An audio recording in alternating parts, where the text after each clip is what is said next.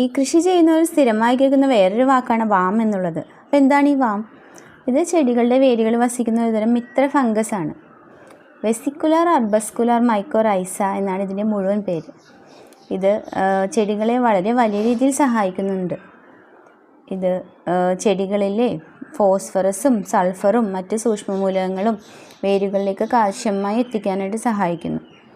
പിന്നെ വേരുകളുടെ വളർച്ച, ആകിരണ വിസ്തീർണം വർദ്ധിപ്പിച്ചിട്ട് ചെടികൾക്ക് ബലം നൽകുന്നുണ്ട്.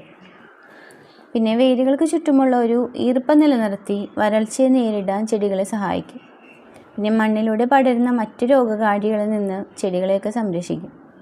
ഇതെങ്ങനെ ഉപയോഗിക്കേണ്ടതെന്ന് വെച്ച് കഴിഞ്ഞാൽ ഒരു 3 മുതൽ 5 കിലോഗ്രാം വാം ഒരു 50 മുതൽ 100 കിലോഗ്രാം ചാണകപ്പൊടിയിലൂടെയോ കമ്പോസ്റ്റോടെയോ ചേർത്തിട്ട് ഈ ചെടികൾ നടുന്നതിന് മുമ്പോ പിന്നീട് വലിയ ചെടികളാണെങ്കിൽ വേരിന് ലഭ്യമാകുന്ന രീതിയിൽ ഉപയോഗിക്കാം.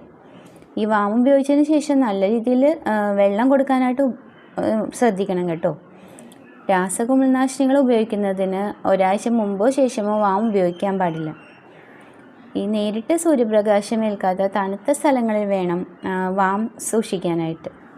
അപ്പോൾ വാം എന്ന ജീവാണുവളം എല്ലാവരും ഉപയോഗിച്ചിട്ട് കൃഷിയൊക്കെ നല്ല രീതിയിൽ പരിപാലിക്കുക. എല്ലാവർക്കും ചാനൽ ഇഷ്ടമായെങ്കിൽ സബ്സ്ക്രൈബ് ചെയ്യുക. Thank you.